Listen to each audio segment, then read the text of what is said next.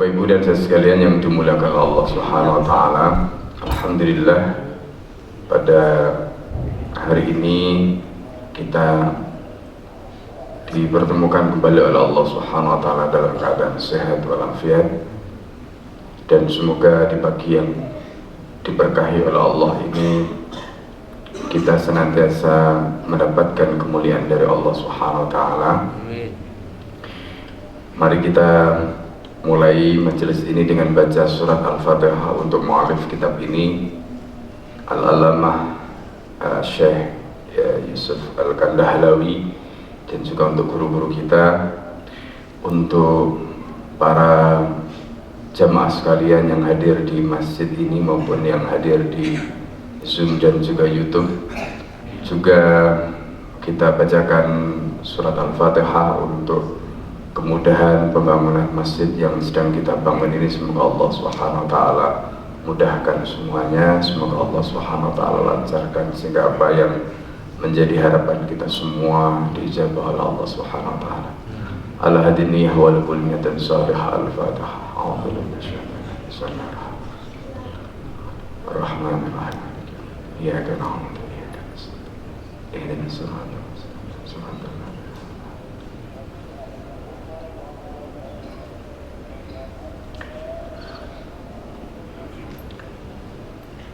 Kita pagi ini akan membahas tentang bagaimana keteladanan dari Sayyidina Umar radhiyallahu anhu bersama putranya terkait dengan bagaimana infak mereka.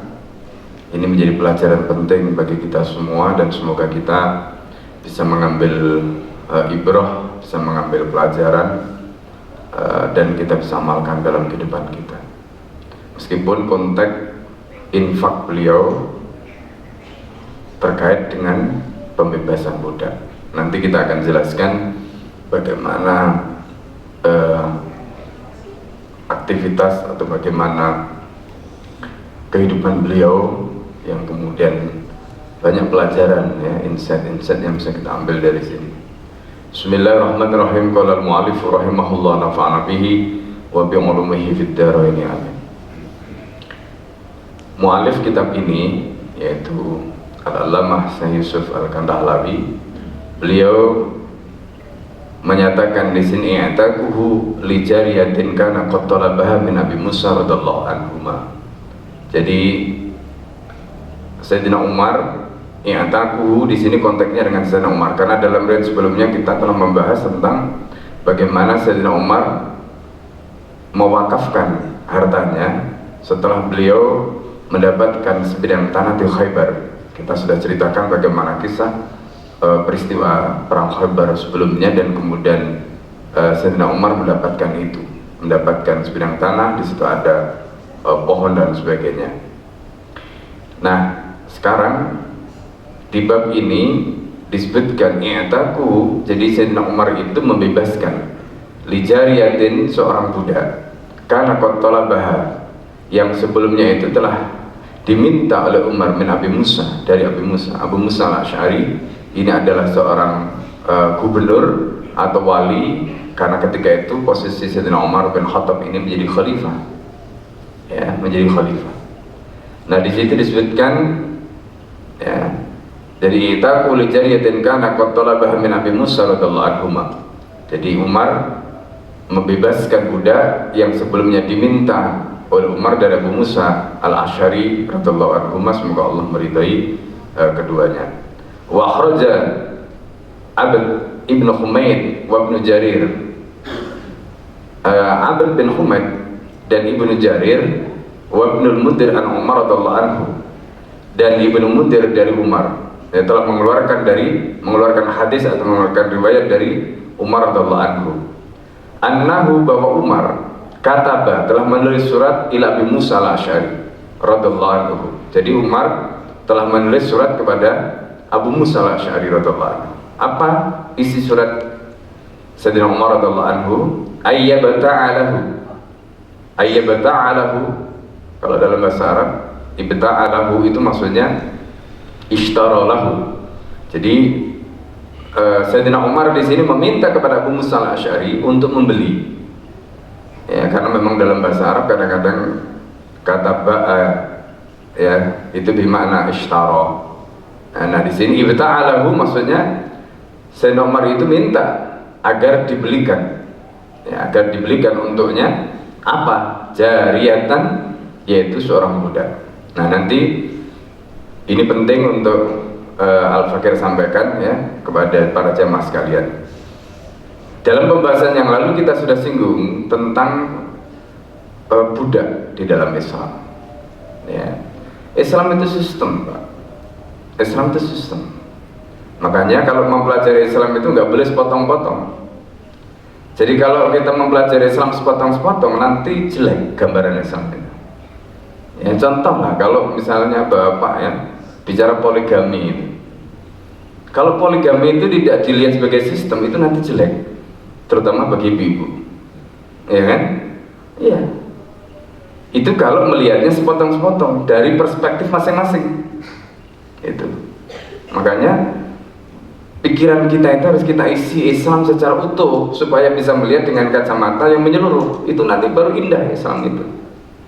Jadi kalau kita melihatnya sepotong-sepotong ya jelek. Sama dengan kasus budak ini. Jadi ketika kita bicara tentang budak, apalagi nanti bicara tentang majikannya itu boleh meniduri budaknya, itu kan kesannya jadi kok kayak gitu ya Islam.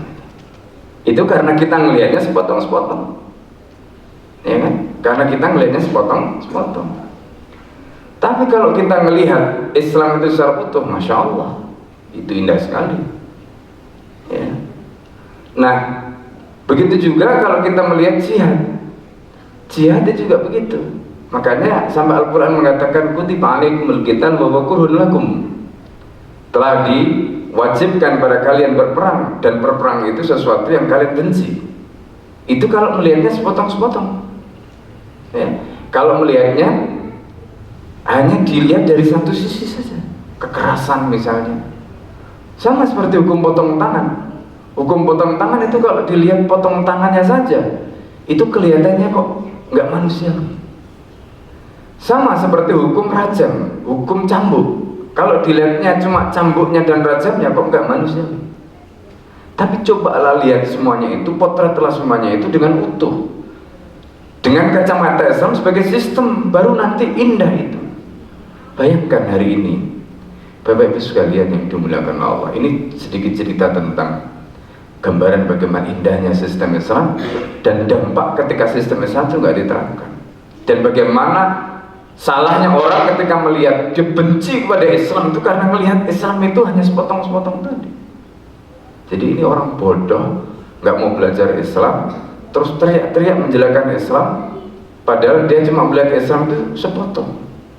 Contoh ya sekarang lagi rame penyakit monyet itu, cacar monyet. Ya, penyakit ini hasil riset, dan ternyata penyakit itu adalah dampak dari penyimpangan seksual, mulai dari kasus LGBT, ya, termasuk sebelumnya ada penyakit kelamin yang tidak bisa disembuhkan sampai hari ini. Ya, ini kan dampak. Orang selalu mengatakan ham, begitu kena HIV mereka diam, ya kan? Nah, cobalah lihat Islam itu secara utuh. Ya, lihat Islam secara utuh. Zina itu diharamkan. Kemudian pintu menuju zina itu ditutup. Ya, pintunya itu ditutup. Mulai dari membuka aurat, harus menundukkan pandangan, kemudian pergaulan bebas, ikhtilat, campur baur lagi dengan perempuan, ditutup semua. Begitu ditutup semua, di satu sisi menikah dimudahkan, ya. Bahkan kalau misalnya orang itu mau menikah nggak punya modal, dimodali. Itu Islam, dimodali. Subhanallah. Pada zaman Khilafah Utsmani dulu banyak remaja-remaja yang mereka pengen menikah nggak bisa menikah, dinikahkan. Luar biasa. untuk menutup pintu zina tadi, dan sebaliknya pintu yang halal itu dibuka. Nah sekarang ini kan kebalik, zina dibuka lebar-lebar, yang nikah dipersulit, ya kan? Terus begitu pintu zina ditutup rapat-rapat, pintu nikah dibuka lebar-lebar, pada saat yang sama ketika ada orang melakukan pelanggaran, sanksinya keras. Apa itu? Rajam. Apa itu? Cambuk. Keras. Ya? Ibaratnya ini sudah ditutup rapat, orang masih, kalau bahasa Jawanya itu berawat, ya? Berawat, tahu berawat? Jadi lubang kecil dimasuki, ini udah nggak ada lubang dimasuki, udah ditutup semua. Maka begitulah Islam. Jadi cobalah lihat Islam itu. Nah kemudian ketika ini ditutup semua, pintu pernikahan dibuka lebar-lebar, pada saat yang sama ketika ada pelanggaran itu dihukum keras. Dampak dari semuanya itu tadi yang disebutkan tadi, kayak penyakit-penyakit macam-macam tadi, itu nggak ada. Zaman Islam itu nggak ada. Ya.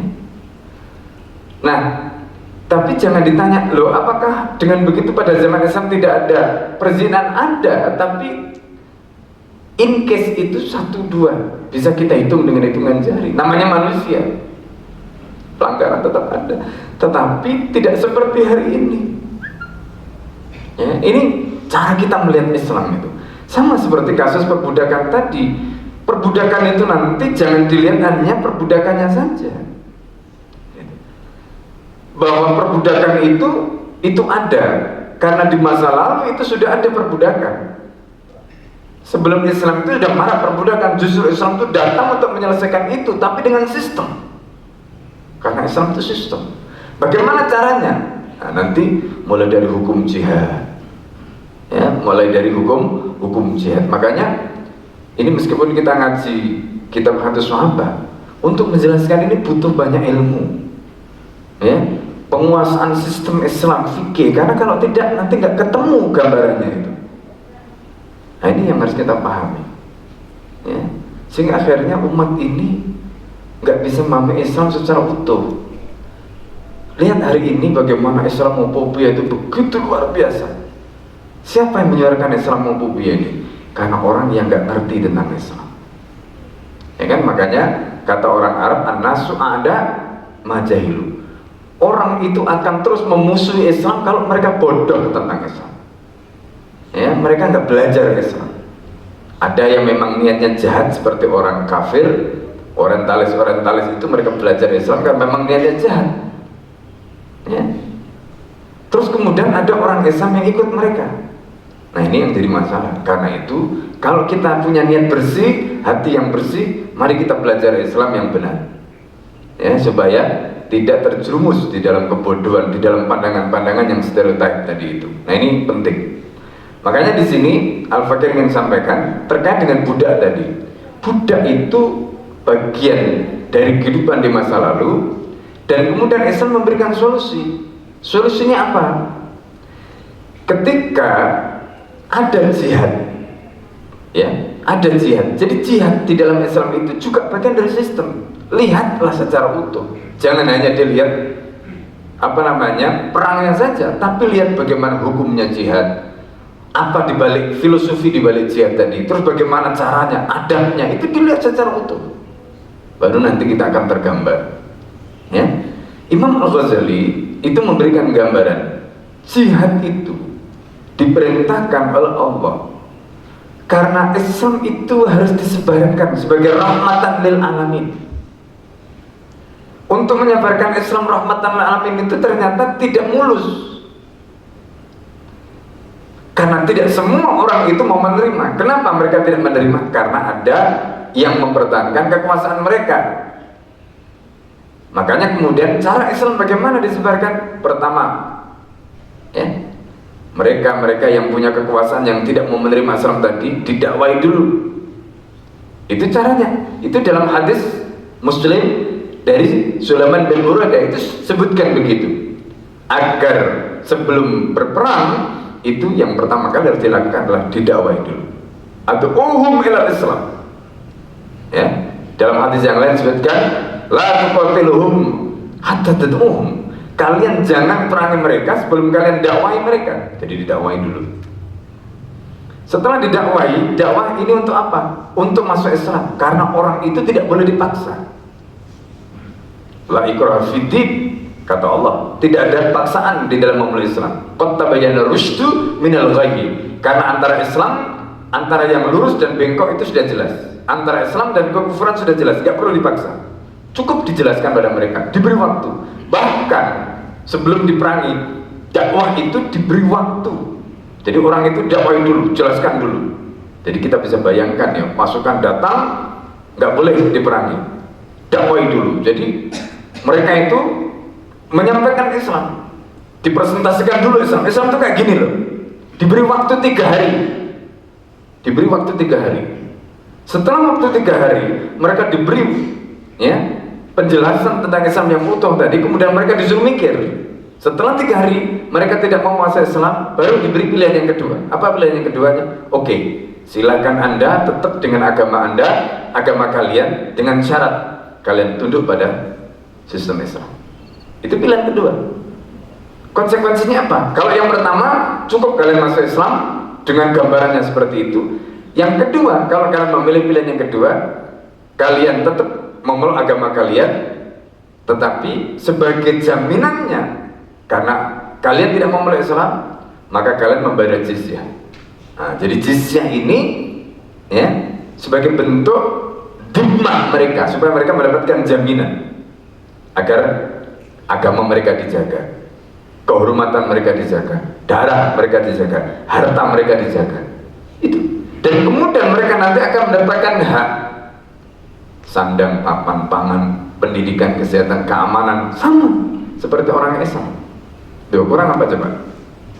Ini cara. Kalau ini masih tidak mau, dibeginikan itu masih tidak mau, maka pilihan yang terakhir. Apa pilihan yang terakhir? Mau tidak mau, mereka harus diperangi. Ya, mereka harus diperangi. Untuk apa? Karena Islam tidak akan sampai kepada mereka, karena masih ada tembok yang menghalang. Itu kata Imam Al-Ghazali. Karena masih ada tembok yang menghalang, maka temboknya diruntuhkan supaya cahaya Islam sampai kepada mereka. Nah, itu yang terjadi. Maka coba lihat yang dilakukan Rasulullah SAW ya, di wilayah-wilayah yang kemudian akhirnya taklukkan itu. Nah, ketika perang itu merupakan pilihan terakhir, dan di dalam perang itu nanti ada hukum dan adab. Apa hukumnya? Misalnya, ya, ketika dalam perang itu mereka tidak boleh membunuh perempuan, membunuh orang tua, ya, laki-laki, meskipun laki-laki, tapi kalau dia sudah tua, renta, tidak boleh dibunuh. Menghancurkan harta benda, tidak boleh. Sampai begitu. Ini hukum di dalam Islam.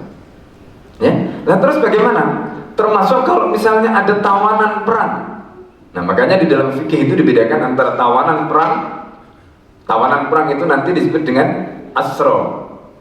Ya, jamaknya asir, jamak dari asir. Asir itu tawanan perang, asro itu jamaknya. Nah, siapa yang disebut dengan tawanan perang ini? Orang yang ikut perang.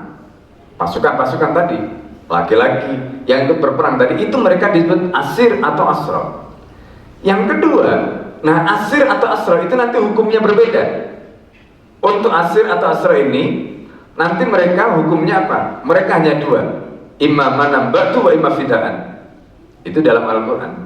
Berarti mereka bisa dibebaskan tanpa tebusan, atau mereka dibebaskan dengan tebusan. Itu konteksnya dengan tawanan perang. Terus yang kedua, ini orang-orang yang sebenarnya dia tidak ikut di dalam kategori pasukan perang dan di dalam kategori asir tadi. Mereka ini disebut dengan sabiyah, jamaknya sabaya. Nah, ini kalau dalam Islam fikih ini beda. Nah, ini kalau orang tidak mempelajari fikih dengan mendalam, nggak bisa membedakan antara asro dengan sabaya. Padahal ini berbeda antara asro dengan sabaya. Kalau dalam bahasa terjemahannya Indonesianya disamakan, padahal ini berbeda. Nah, ini pentingnya belajar fikih dengan detail supaya kita paham perbedaan ini. Baik, kemudian di dalam hadis ini disebutkan. Nah, ini kenapa Al-Fakir tadi jelaskan itu dulu, karena dalam hadis ini disebutkan lahu jariyatan min subi jalula. Nah ini ya, jadi dalam hadis ini disebutkan bahwa Umar bin Khattab itu minta kepada Abu Musa al-Asy'ari untuk membelikan seorang budak. Ya, nah pertanyaannya, katanya Islam tawanan perang tadi itu hanya boleh dibebaskan dan boleh dibebaskan tanpa tebusan dan dibebaskan dengan tebusan. Kok ini ada jariyah? Ya, jadi tadi ada istilah sabiyah, jamaknya sabaya. Nah inilah nanti dari sini, dari 3 kelompok tadi, bisa orang tua tadi itu, bisa anak-anak, bisa wanita, ini mereka yang masuk di dalam kategori sabiyah. Sabiyah itu nanti statusnya seperti ghanimah, ya, seperti ghanimah. Mereka tidak boleh dibunuh, mereka tidak boleh diapa-apakan, tapi di dalam hukum Islam kemudian ini statusnya ini nanti bisa misalnya mau dibebaskan, mau jadikan jariyah atau budak tadi, ini yang 3 ini. Nah, Umar bin Khattab di sini mengatakan minta dibelikan. Ya, siapa yang diminta oleh Umar? Abu Musa al-Asy'ari. Apa yang diminta? Yaitu budak min subi jalula, yaitu dari sabiyah, artinya yang 3 kelompok tadi itu dari perang Jalula. Jalula itu di mana? Jalula itu adalah wilayah Persia. Dulu ada perang zamannya Sayyidina Umar pada tahun 16 Hijriah. Perang itu namanya Ma'rakatul Jalula. Ma'rakah Jalula itu adalah perang yang sangat terkenal, di mana jumlah, ya, di mana kemenangan besar itu didapatkan oleh kaum muslimin, ya, kemenangan besar didapatkan oleh kaum muslimin. Konon, ya, ada yang mengatakan waktu itu Persia ini saking dahsyatnya, saking hebatnya mereka, itu sampai, ya, karena korbannya banyak yang jatuh tadi itu, karena mereka begitu kuat mempertahankan wilayah tadi, sampai akhirnya banjir darah itu, dan kaum muslimin mendapatkan kemenangan besar di wilayah itu. Siapa yang memimpin dalam hal ini? Ya, diantaranya adalah Sa'ad ibn Abi Waqqas, seorang sahabat Rasulullah SAW yang ditugaskan menjadi panglima pada waktu itu. Nah, ini namanya perang Jalula, ya.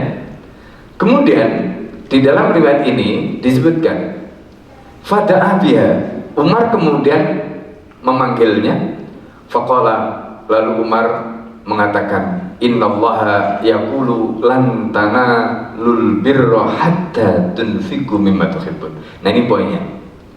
Jadi ketika Umar dan para sahabat yang lain, ya, mendapatkan ayat ini, lan tanalul birra, kalian tidak akan pernah mendapatkan albir. Apa albirra di sini?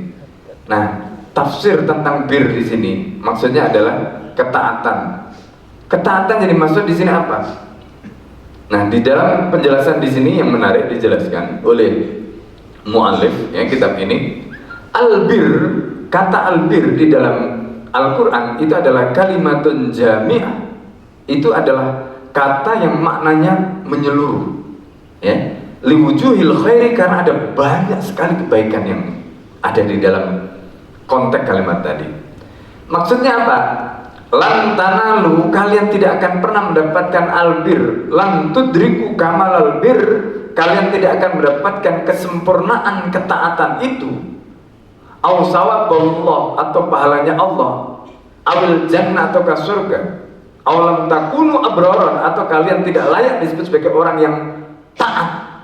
Hatta yakunal infaku, sampai atau kecuali apa yang diinfakkan oleh orang tadi, min mahbubi amwalikum, yaitu dari harta kalian yang paling kalian cintai, aw ma yang ummuhu wa baruhu, atau apa yang maksudnya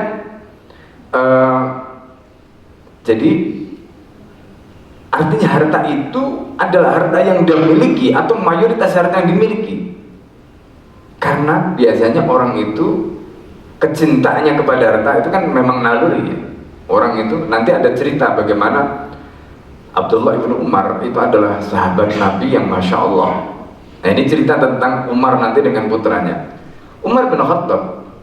Di dalam kitab ini ceritakan di dalam kitab Al-Isabah, ya, fi Tamyiz Sahabah karya Ibnu Hajar Al-Asqalani. Jadi Umar bin Khattab itu adalah orang yang memiliki fadl, kemuliaan. Tapi karena beliau itu hidup pada zaman sahabat, maka banyak sahabat-sahabat yang lain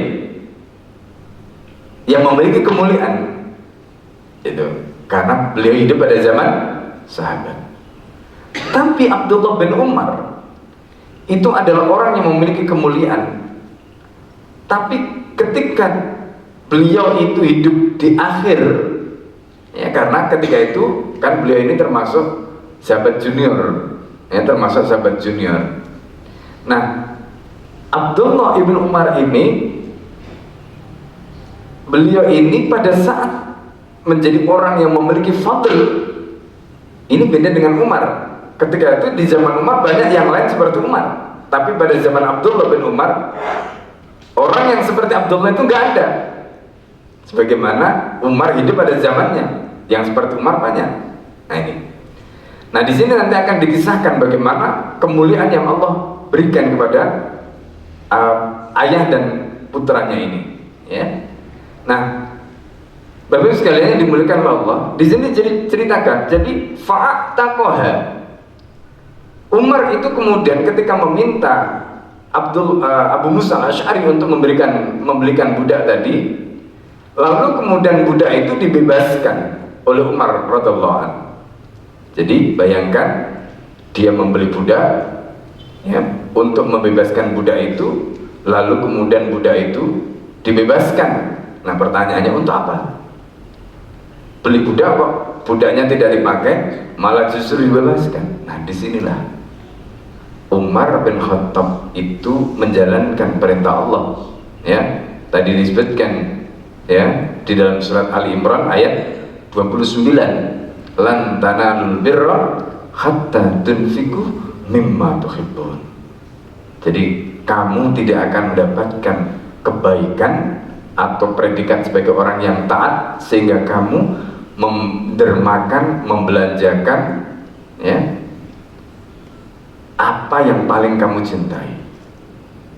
Nah nanti di dalam riwayat berikutnya, contoh yang paling nyata itu nanti kita lihat pada diri Abdullah bin Umar, putra Sayyidina Umar bin Khattab radhiyallahu anhu. Jadi Abdullah bin Umar itu nanti saking zuhudnya, orangnya ini Masya Allah, ya, saking zuhudnya. Dan mimpinya Abdullah bin Umar itu nggak sembarangan, Pak.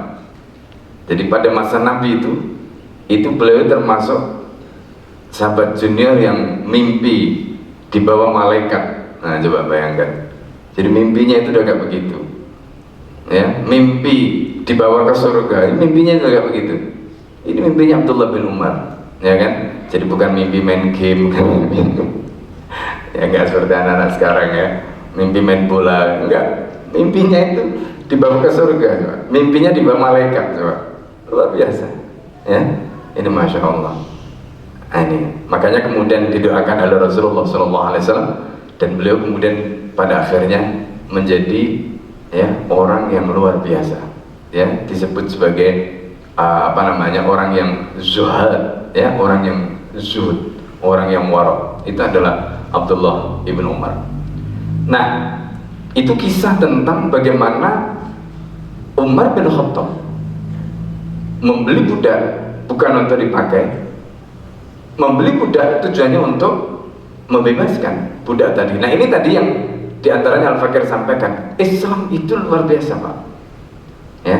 Coba bayangkan kalau nggak ada budak dan membebaskan budak tadi, itu termasuk takorup kepada Allah yang luar biasa, Pak, ya. Orang itu berstatus sebagai budak kemudian dibeli, dia bisa merdeka, itu kan luar biasa. Dia menjadi orang merdeka. Dan untuk bisa merdeka itu, kalau dia mau bayar, itu berapa coba yang harus dia bayar? Tiba-tiba ada orang dengan tujuan untuk mendekatkan diri kepada Allah, dia bebaskan budak itu. Makanya ini termasuk disebutkan sebagai takor. Jadi membebaskan budak itu termasuk bentuk takor pada Allah yang luar biasa. Ini karena dengan dia melakukan tadi bisa membebaskan orang itu dari kesulitan. Ya, nah di dalam riwayat yang lain, nah ini riwayat yang kedua yang mengkisahkan tentang putranya, yaitu Abdullah bin Umar. Kisah Umar ibnu Umar radhiallahu anhuma wa jariyatin. Jadi kisah Umar ibnu Umar, ya, Abdullah bin Umar radhiallahu anhuma wa jariyatin, dan seorang budak. Wa akhraja Ibnu Sa'ad telah mengeluarkan riwayat An-Nafi' dari Nafi'. Nafi' ini siapa? Nafi' ini adalah budaknya Abdullah bin Umar. Nah, ini juga contoh yang lain, ya. Jadi Nafi' ini adalah budaknya Abdullah bin Umar yang kemudian nanti dididik oleh Abdullah bin Umar sampai menjadi ulama hebat. Nafi' ini. Jadi makanya dulu itu banyak ulama-ulama hebat itu asalnya budak, Pak. Ya, asalnya budak. Coba bayangkan. Sekarang orang merdeka saja jadi ulama hebat susah. Zaman dulu itu budak seperti Nafi' ini, ya. Nafi' ini dahulunya adalah budak. Kemudian beliau ini, ya, dimerdekakan. Beliau ini dididik, ya, ketika beliau menjadi budak karena majikannya itu adalah sahabat. Majikannya adalah orang yang alim. Nafi' ini kemudian disebut sebagai ulama di bidang fikih dan hadis. Itu ulama di bidang fikih dan hadis. Dalam satu riwayat disebutkan, loh, apakah Nafi' itu tidak belajar Quran kepada Abdullah bin Umar? Nah, disebutkan di situ Nafi' ini punya masalah dalam hal apa? Pelafalan, ya kan? Jadi dalam hal pelafalan, ya. Nah, di situ tidak disebutkan. Cuma di situ disebutkan beliau itu punya masalah lahan. Lahan itu kalau dalam bahasa Arab maknanya ada problem di pelafalan. Mungkin makhrajnya, ya. Kadang-kadang kan misalnya gini, orang-orang tua ya, di sini kan ada tahsin, ya. Kadang-kadang karena mungkin sudah tua, belajar tahsin itu nggak seperti anak-anak kan. Jadi susah sekali mengucapkan hurufnya, makhrajnya susah. Mengucapkan sifat hurufnya itu juga susah. Kadang-kadang begitu. Itu menyebabkan lahan, namanya lahan. Lahan itu kesalahan di dalam pengucapan. Atau mungkin karena dia cedal, ya, dari lahir. Jadi ngomong roh itu, ya, mungkin pelak, ya kan, cedal, sehingga kan susah. Nah, zaman dulu, Pak, mengajarkan Al-Quran itu nggak main-main. Maka orang-orang yang punya masalah lahan, meskipun punya ilmu, tapi karena punya masalah lahan, kan Al-Quran itu ilmu yang harus diajarkan dengan pendengar. Ya, coba Bapak Ibu, ya, kalau punya anak dari kecil, gurunya itu makhrajnya bagus dari kecil nih. Ya, pengalaman karena Al-Fakir waktu di Australia, ya. Di Australia itu, khususnya di daerah Lakemba itu, ya, itu di Sydney, Pak. Itu anak-anak mereka belajar Al-Quran itu kepada orang-orang syekh-syekhnya itu dari Libanon, artinya orang asli Arab, ya. Jadi makhrajnya, sifat hurufnya itu ya khasnya orang Arab, sehingga anak-anak kecil dari karena belajar dari kecil itu dari orang Arab, itu pelafalannya udah kayak orang Arab, gitu. Nah, ini yang kita lakukan sekarang di ma'had itu, ya, anak-anak mulai dari SMP, karena syekhnya itu dari Mesir, ya, maka makhraj mereka itu juga seperti syekhnya tadi, ya. Nah, itu contoh ketika telinga itu mendapatkan suara, mendapatkan maklumat, dan suara atau maklumat tadi itu tepat, maka dia nanti keluarnya juga tepat karena dia niru seperti yang didengarkan tadi. Ini contoh. Nah, disitulah pentingnya, Pak, ketepatan seorang guru di dalam mengajarkan tadi.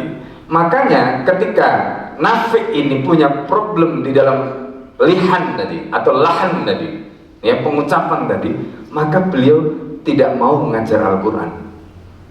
Bukan nggak bisa, beliau tidak mau mengajar Al-Quran. Makanya kemudian beliau tidak dikenal sebagai ulama qiraah. Beliau tidak dikenal sebagai ulama Al-Quran, tapi beliau dikenal sebagai ulama fikih dan ulama hadis. karena untuk menjadi ulama fikih dan untuk menjadi ulama hadis tidak harus memiliki lahan yang benar sebagaimana ulama qiraah. Kalau ulama qiraah harus benar pelafalannya. Kalau enggak bisa. Nah itu bedanya. Makanya Nafi' ini budaknya Sayyidina Umar itu beliau tidak mau menjadi pengajar atau mengajarkan Al-Quran tadi bukan karena nggak bisa, tapi karena ada problem di lahan tadi, di pengucapan tadi. Subhanallah, begitu Pak, saking amanahnya mereka itu kepada ilmu. Ya khawatir nanti muridnya yang diajari salah denger gitu. Ya kan? Nah ini contoh saja. Nah itu Nafi'. Jadi Nafi' ini budaknya Abdullah bin Umar. Dia ini menjadi budak, tapi karena belajar kepada seorang sahabat hebat seperti Abdullah bin Umar. Karena Abdullah bin Umar itu Pak, Bu, itu termasuk sahabat yang disebut oleh ahli hadis itu sebagai al-mukthirun, ya, orang yang paling banyak meriwayatkan hadis itu Abdullah bin Umar. Bahkan Abdullah bin Umar itu bisa dikatakan Rasulullah itu di copy paste, ya, Rasulullah itu di copy paste oleh Abdullah bin Umar itu. Senyumnya, bicaranya, jalannya, bagaimana itu di copy paste oleh Abdullah bin Umar. Sampai begitu. Saking ya Abdullah bin Umar itu saking luar biasanya, ya, untuk meniru Rasulullah Sallallahu Alaihi Wasallam. Nah ini Abdullah bin Umar, masya Allah, ya. Nah, di sini disebutkan dari Nafi' anak Abdullah bin Umar, bahwa Abdullah bin Umar radhiyallahu anhuma, semoga Allah meridai keduanya. Karena telah jariyah, beliau itu mempunyai jariyah, mempunyai budak. Falamma ishtadda ajabuhu biha. Nah ini nanti kaitannya dengan ayat tadi. Ketika Abdullah bin Umar itu sangat takjub, maksudnya budaknya itu perempuan Pak, ya, budaknya itu perempuan. Budaknya ini ada mengatakan budaknya itu ada mengatakan orang keturunan Rum. Bayangkan ya, orang keturunan Rum berarti kulitnya gimana? Jadi kira-kira kemerah-merahan, ya, rambutnya hitam agak pirang-pirang gitu ya, cantik. Ya makanya kalau orang Arab itu bilang wanita yang paling cantik wanita Arab itu wanita Syam, Mbak. Ya, wanita Syam. Wanita Syam itu Yordania, Palestina, Libanon, satu lagi mana? Yordania, Palestina, Libanon, Suriah. Nah, 4 itu. Jadi wanita Syam itu luar biasa. Fisiknya berbeda dengan orang Arab yang lain. Karena blasteran tadi ada campuran Eropa. Ya, ada campuran Eropa. Nah, Abdullah ibnu Umar itu punya budak seperti itu. Ya, punya budak seperti itu. Ketika budak itu istilahnya membuat Abdullah bin Umar tadi itu takjub, apa yang dilakukan? A'taqaha. Budak itu kemudian dibebaskan. Kenapa kok dibebaskan? Padahal dia itu mengagumi. Kalau mau Islam itu membolehkan majikannya itu meniduri budaknya tadi. Boleh. Ya. Dan itu nanti termasuk mamalakat aimanukum. Jadi budak itu termasuk mamalakat aimanukum, apa yang kamu miliki, karena budak itu dianggap seperti barang tadi. Tapi ingat, ini harus dilihat secara sistem, ya, tidak dilihat dalam satu konteks dari sehingga nanti kelihatannya buruk, tidak. Nah, ketika Abdullah bin Umar itu takjub dengan budaknya tadi, bukan digauli, tapi kemudian dibebaskan. Kenapa beliau bebaskan? Karena ingat ayat tadi, lan tanalul birra hatta tunfiqu mimma tuhibbun. Kamu tidak akan disebut orang yang taat kepada Allah, kamu tidak akan disebut orang yang mendapatkan ketaatan pada Allah sehingga kamu membelanjakan apa yang kamu cintai, sehingga kamu menginfakkan apa yang kamu cintai. Masya Allah.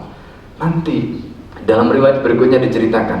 Nah, ini juga pelajaran bagi kita. Jadi kalau sahabat itu Abdullah bin Umar ini itu infak itu Pak, infak itu bukan barang yang nggak dia suka. Jadi misalnya ini kita punya pajero yang paling kita suka, udah begitu kita ini bikin kita tergila-gila, udah diinfakkan. Itu sahabat Pak. Kalau kita kan aduh iman ya yang diinfakkan yang sisa-sisa. Kalau kita ini bedanya kita sama mereka, atau kita punya apa misalnya gitu. Itu para sahabat begitu pikirannya. Nanti ada kisah bagaimana Abdullah bin Umar itu punya tunggangan itu betul-betul menakjubkan, ya kan? Kalau bahasa kita kan sekarang nggak tadi, mungkin Pajero, mungkin Ferrari, mungkin Lamborghini atau apalah gitu, yang bisa membuat orang itu bangga dan sebagainya.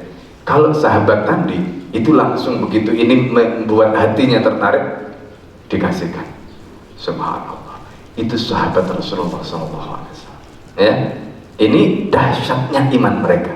Karena mereka ingat hadis tadi, mereka ingat ayat tadi, ya, surat Ali Imran ayat 29 tadi, lan tanalul birra hatta tunfiqu mimma tuhibbun. Masyaallah. Ini pelajaran penting sekali. Nah, kemudian apa yang beliau lakukan? Wa zawwajaha. Akhirnya budak itu dibebaskan dan dinikahkan. Dinikahkan dengan siapa? Maulan lahu, dengan budaknya. Masya Allah. Jadi budaknya ini dibebaskan, ya kalau kita lihat kisah ini adalah cerita tentang Nafi. Jadi Nafi ini asalnya budak, dibebaskan. Kemudian Abdullah bin Umar ini punya budak yang sangat cantik tadi itu, dibebaskan, dinikahkan dengan budaknya. Masya Allah. Ya, itu majikan yang luar biasa. Dan akhirnya mereka menjadi ulama-ulama hebat. Fafaladat ghulaman, lalu budak yang sangat dicintai oleh Abdullah bin Umar tadi itu melahirkan anak. Faqala Nafi'un, maka Nafi' mengatakan, falaqad ra'aitu Abdullah, aku telah melihat Abdullah, gurunya dan juga majikannya, ya khudu dalika sobi, mengambil anak laki-laki itu, anak kecil itu, fayuqabbiluhu, dia menciumnya. Kemudian sumayaqulu, dia mengatakan, waha lirihi fulana. Waha itu kalau dalam bahasa Arab maknanya ma'atyabah, alangkah harumnya, alangkah, pokoknya itu ungkapan untuk menunjukkan ketakjuban. Waha lirihi fulana, mengingatkan seperti baunya ibunya tadi, ya kan, baunya si ibunya yang tadi itu jadi budak tadi. Subhanallah. Yakni al-jari allati ataqah, di sini dijelaskan oleh mu'alif, yaitu budak yang dibebaskan tadi. Subhanallah. Jadi itu Abdullah bin Umar, ya, Abdullah bin Umar. Dan apa yang terjadi kemudian? Yang terjadi kemudian, si Nafi' tadi, ya, Nafi' ini kemudian menjadi ulama hebat, ya kan, menjadi ulama hebat. Itu, subhanallah. Dan hidup kemudian, masya Allah, ya kan, akhirnya menjadi rujukan bagi ulama-ulama yang datang berikutnya. Termasuk kemudian, ya, kalau kita lihat Imam Malik itu adalah muridnya Nafi'. Nah ini coba, ya kan, Imam Malik itu ulama hebat yang kemudian disebut Imam Darul Hijrah, itu muridnya Nafi' ini. Dan Nafi' itu muridnya Abdullah bin Umar yang sebelumnya adalah budaknya beliau. Subhanallah, ya. Dan ini Pak, namanya budak menjadi ulama hebat itu bukan hanya 1-2 di dalam Islam itu. Ada nama-nama besar yang kemudian menulis kitab yang menjadi istilahnya itu kitab top di bidangnya. Seperti misalnya Imam Al-Waqidi. Imam Al-Waqidi itu punya kitab namanya Al-Maghazi. Kitab ini sudah terjemahkan dan kita Al-Fakir kasih kata pengantar, ya. Imam Al-Waqidi ini itu dulunya budak, ya, Imam Al-Waqidi ini dulunya budak. Al-Waqidi itu kemudian menjadi ulama hebat dan dikenal sebagai ahli sejarah. Kitabnya yang berjudul Al-Maghazi itu adalah kitab yang sangat luar biasa, ya, diakui, ya, meskipun nanti ada catatan tentang Imam Al-Waqidi, terutama di akhir hayatnya. Ya itu biasa manusia, ya, nggak ada yang sempurna, mungkin mengalami kepikunan dan sebagainya, itu biasa. Tapi ala kulli hal tentang Al-Waqidi dan kitabnya tadi, termasuk siapa beliau sebelumnya, itu menunjukkan betapa Islam sebagai satu peradaban bisa mencetak orang-orang yang luar biasa, ya. Nah ini bayangkan, itu kalau Islam bukan sebagai sistem, nggak bisa seperti itu. Nah ini yang tadi Al-Fakir sampaikan, perlunya kita belajar Islam itu utuh supaya kita memahami Islam itu dalam konstruksi sistem tadi, tidak melihat ya sepotong-sepotong sehingga wajah Islam itu jadi jelek. Kayak cerita tentang Buddha tadi, kalau kita nggak jelaskan seperti ini, mungkin kita bayangannya yang buruk, seperti yang kemudian muncul pandangan-pandangan stereotip ya di kalangan orang-orang orientalis atau liberal. Tapi anehnya ya, mereka itu mengecam perbudakan, di sisi lain mengambil perbudakan untuk melegalkan perzinahan. Kan kacau ini namanya ya. Sebelumnya kita sudah singgung, ada disertasi yang ditulis oleh seorang dosen di perguruan tinggi negeri Islam ya. Disertasinya itu terkait dengan ini, masalah milkul yamin itu ya, milkul yamin. Jadi kalau laki dengan perempuan itu suka sama suka ya, dia boleh melakukan dalam tanda petik hubungan, alasannya seperti milkul yamin. Ini kacau. Jadi di satu sisi mereka menyerang budak dan perbudakan tadi ya, karena dianggap ini ya, perbudakan itu kan memang kalau dilihat secara sepintas kan buruk, tapi di sisi lain mereka pakai hukumnya untuk melegalkan perkara yang haram tadi. Kan kacau nih. Nah ini ya, makanya belajarlah Islam yang benar, jadi supaya bisa melihat Islam itu secara utuh ya, Islam itu sebagai satu sistem. Nah ini gambaran tentang bagaimana Abdullah bin Umar. Nah Bapak Ibu sekalian yang dimuliakan Allah, apa pelajaran yang bisa kita ambil dari dua riwayat tadi, tentang satu Umar bin Khattab dan tentang putranya Abdullah bin Umar? Jadi rupanya dua orang ini, dan kemudian Abdullah itu bisa seperti itu, bagaimana cara orang tuanya mendidik. Nah termasuk nanti ada beberapa riwayat yang kita bisa ambil pelajaran, Pak ya. Abdullah bin Umar itu lahir pada tahun, ada yang menyebutkan beliau itu lahir pada tahun ketiga kenabian ya, lahir pada tahun ketiga kenabian, berarti lahirnya di Mekah. Pada saat perang ya, pada saat perang Badar, beliau itu diajak oleh ayahnya, didatangkan, dibawa menghadap Rasulullah SAW. Kemudian Rasulullah mengatakan di dalam riwayat itu disebutkan istasgharahu Rasulullah menganggap dia masih kecil. Maksudnya kalau Rasulullah menganggap seperti itu, berarti dia belum wajib untuk berperang, tapi dia ajak. Makanya sahabat yang lain menceritakan, kami bersama dengan Abdullah ibn Umar dalam perang Badar, ikut dalam perang Badar tapi tidak ikut terlibat ya, karena dia masih kecil. Tapi ada juga kisah bagaimana Zubair bin Awam. Zubair bin Awam itu putranya Abdullah bin Zubair itu dibonceng di belakang kudanya itu, diajak perang. Umurnya pada waktu itu baru 8 tahun. Ini cara sahabat mendidik putra putri mereka. Kemudian pada saat perang Uhud, jadi perang Badar dulu, kemudian perang Uhud. Saat perang Uhud, Abdullah bin Umar itu dibawa lagi oleh Umar bin Khattab. Rasulullah SAW mengatakan atau melakukan hal yang sama sebagaimana ketika Abdullah bin Umar ini dibawa pada saat perang Badar, jadi masih dianggap kecil. Tapi jadi kan tahun kedua, tahun ketiga, lalu kemudian tahun kelima pada saat perang ya, pada saat perang Khandaq. Perang Khandaq itu disebut perang Ahzab ya, di mana kaum muslimin pada waktu itu di dalam kota Madinah dalam posisi terkepung. Itu posisi kaum muslimin. Perang Khandaq itu terjadi pada tahun kelima Hijriah. Umurnya Abdullah ibnu Umar ketika itu 15 tahun. Umurnya sudah 15 tahun pada saat perang Khandaq atau perang Ahzab. Maka pada saat itu ketika Umar bin Khattab membawa Abdullah bin Umar saat usianya 15 tahun, dan itu terjadi pada saat perang Khandaq, Rasulullah izinkan. Ini juga menunjukkan pada kita berarti kapan anak itu, kapan ya dia mendapatkan taklif. Nah itu kemudian juga dipakai dasar nanti oleh para fuqaha. Jadi anak itu mendapatkan taklif, beban hukum itu dianggapnya mulai umur 15 tahun. Tapi bukan berarti umur sebelum itu nggak boleh diajari. Makanya perintah ngajari sholat itu dimulai umur sebelum balik, ya. Muru auladakum bis sholat wa hum abna sab'in, perintahkan anakmu sholat ketika umurnya baru 7 tahun. Wadribuhum wa hum abna ashrin, pukul mereka kalau nggak mau sholat ketika umurnya 10 tahun, belum balik, tapi mereka sudah diajari untuk melaksanakan hukum syarat tadi. Begitu. Nah, itu yang dilakukan oleh para sahabat. Maka lahirlah sosok seperti Abdullah ibnu Umar tadi yang luar biasa, ya.